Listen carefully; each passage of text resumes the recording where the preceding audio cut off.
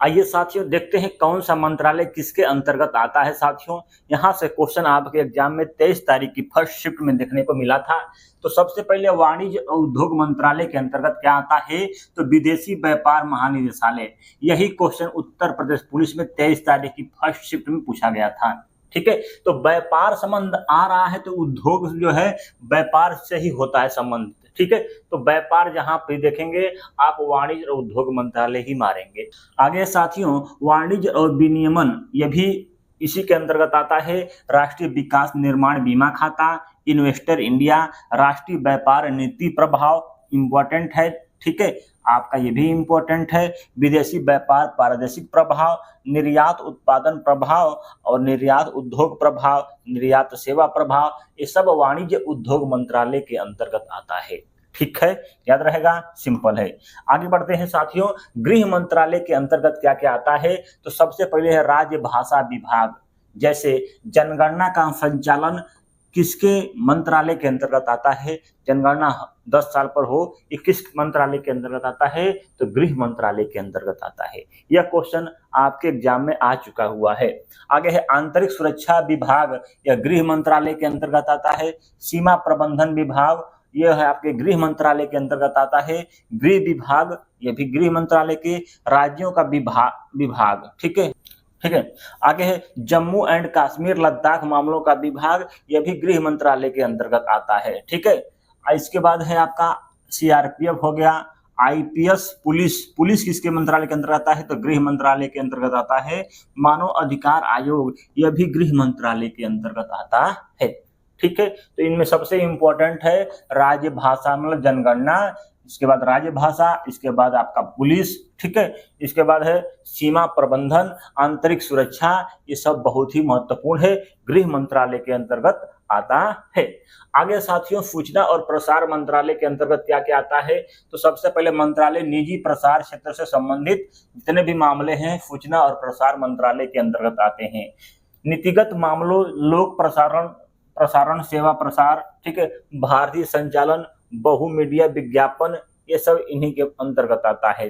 केंद्र सरकार की नीतियों और कार्यक्रमों का प्रचार, फिल्म प्रचार तथा प्रमाणन और प्रिंटिंग मीडिया, ठीक है, किसके अंतर्गत आता है साथियों, तो सूचना और प्रसार मंत्रालय के अंतर्गत आता है। तो कुछ नहीं करना है, यहाँ लिखा है सूचना, यहाँ है प्रसार। ठीक है, तो विज्ञापन जितना हो गया, मीडिया हो गया, ठीक है, यहाँ पर देखेंगे ये सब इसके अंतर्गत आता है। आगे साथियों कार्मिक मंत्रालय, ठीक है, इसके अंतर्गत क्या आता है, केंद्रीय सूचना आयोग। क्या है, सूचना आयोग किस मंत्रालय के अंतर्गत है, तो कार्मिक मंत्रालय के अंतर्गत है। लोकपाल हमारे कार्मिक मंत्रालय के अंतर्गत है। कर्मचारी चयन आयोग कार्मिक मंत्रालय के अंतर्गत आता है साथियों। ठीक है, केंद्रीय सतर्कता आयोग यह भी कार्मिक मंत्रालय के। लोक सेवा आयोग, ठीक है, अन्वेषण ब्यूरो, यह भी कार्मिक मंत्रालय के अंतर्गत आता है। ठीक है, आगे देखते हैं साथियों वित्त मंत्रालय के अंतर्गत क्या क्या आता है, तो वित्त आयोग। क्या है, वित्त आयोग, और वेरी वेरी मोस्ट इंपॉर्टेंट है जीएसटी। जीएसटी किस मंत्रालय के अंतर्गत आती है, तो वित्त मंत्रालय के अंतर्गत आती है। आगे बढ़ते हैं साथियों महिला और बाल विकास मंत्रालय के अंतर्गत क्या क्या आता है, तो बाल अधिकारों का संरक्षण, समाज कल्याण बोर्ड, महिला आयोग, ये सब महिला और बाल विकास मंत्रालय के अंतर्गत आता है।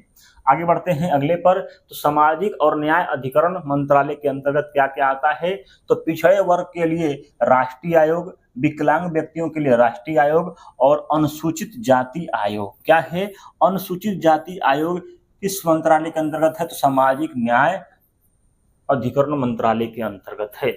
यदि यहाँ पर जनजाति कहेगा तो बदल जाएगा भैया। ठीक है, तो जनजाति मामलों मंत्रालय के अंतर्गत क्या आता है, राष्ट्रीय अनुसूचित जनजाति। ठीक है, तो जनजाति मंत्रालय के अंतर्गत आता है। आगे साथियों भारतीय दूरसंचार विनियामक प्राधिकरण, इस पर जो है टेलीकॉम, क्या है, टेलीकॉम का और दूरसंचार पर नियंत्रण ये रखता है। ठीक है, टेलीकॉम पर और दूरसंचार पर नियंत्रण कौन रखता है, तो भारतीय दूरसंचार विनियामक प्राधिकरण। ठीक है, उसके अंदर भी बहुत तरह के हैं। आगे सेबी जो है भारतीय प्रतिभूति एवं विनियामक बोर्ड, किस पर रखता है, तो शेयर मार्केट पर किसका, सेबी का नियंत्रण रहता है। आगे साथियों आईआरडीए, ठीक है, भारतीय बीमा नियामक विकास ये किस पर रखता है? ये बीमा पर अपना अधिकार रखता है। ठीक है, किस पर? बीमा पर। आगे साथियों, सांस्कृतिक मंत्रालय किस पर रखता है? तो राष्ट्रीय स्मारक जो है इस पर अपना अधिकार रखता है, मतलब उसको देख रेख करने का काम कौन करता है? तो सांस्कृतिक मंत्रालय के अंतर्गत आता है। आगे साथियों, कृषि और किसान मंत्रालय के अंतर्गत कौन कौन पर क्या अधिकार है? तो कृषि अनुसंधान परिषद, इसकी देखरेख करने का पूरी जिम्मेदारी किसकी है साथियों? तो कृषि और किसान मंत्रालय के अंतर्गत आता है कृषि अनुसंधान परिषद। ठीक है, आगे साथियों, राष्ट्रीय हरित प्राधिकरण एनजीटी, इस पर जो है पर्यावरणीय मुद्दे जितने भी होते हैं ये इनका देखरेख है, ये इनके अंदर आता है। ठीक है, ये देखरेख करते हैं। ये है आपके एग्जाम में क्वेश्चन आए थे और कुछ बचे हैं, यहाँ पर देखते हैं ये। ठीक है, आरबीआई विदेशी विनियामक नियंत्रण जो है बैंकों पर नियंत्रण कौन करता है? तो आरबीआई करता है। ठीक है, नियंत्रण कौन करता है? तो आरबीआई करता है। आगे है राज्य चुनाव आयोग। ठीक है, बोलेगा राज्य चुनाव आयोग किस पर नियंत्रण करता है? तो पंचायती चुनाव हो गए। ठीक है, पंचायती चुनाव पर नियंत्रण कौन करता है? तो राज्य चुनाव आयोग। ठीक है, आगे साथियों इंपॉर्टेंट है विधि और न्यायिक मंत्रालय। क्या है? विधिक एवं न्यायिक मंत्रालय के अंतर्गत क्या आता है? महान्यायवादी आता है, महाधिवक्ता आता है। निर्वाचन आयोग क्या आता है? निर्वाचन आयोग किसके अंतर्गत आता है? तो विधि और न्यायिक मंत्रालय के अंतर्गत आता है। ठीक है, निर्वाचन आयोग किस पर अपना अधिकार रखता है? चुनाव पर, जैसे चुनाव हो गया, कोई चुनाव, पंचायती चुनाव, राज्य चुनाव, कोई भी चुनाव है तो निर्वाचन आयोग के अंतर्गत होगा। ठीक है, आगे है भारत का परिसीमन आयोग किस मंत्रालय के अधीन है? तो ये आपका विधि और न्यायिक मंत्रालय के अधीन है। ठीक है, न्यायिक मंत्रालय के अधीन है। ठीक है, ये है आपके क्वेश्चन यहाँ से पूछे गए थे एग्जाम में। ठीक है, ये जो है 3 क्वेश्चन ये जो पहले भी एग्जाम हुए थे तो वहां भी देखने को मिले थे साथियों। जैसे क्वेश्चन पूछा था साथियों कि कारपेट और राष्ट्रीय विकास प्रभाव कर्ता बनाने के लिए नियामक और प्रशासनिक ढांचे की जिम्मेदारी भारत के निम्नलिखित किस मंत्रालय के अंतर्गत आती है? तो कारपेट बोल रहा है तो ऑप्शन नंबर सी सही हो जाएगा, कारपेट मंत्रालय के अंतर्गत आता है। ठीक है, ये क्वेश्चन पूछा गया था।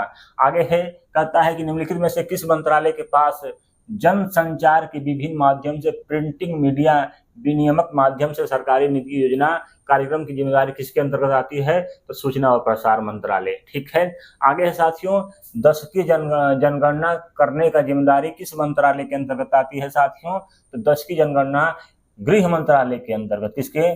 गृह मंत्रालय के अंतर्गत आती है। ठीक है, गृह मंत्रालय के अंतर्गत आती है।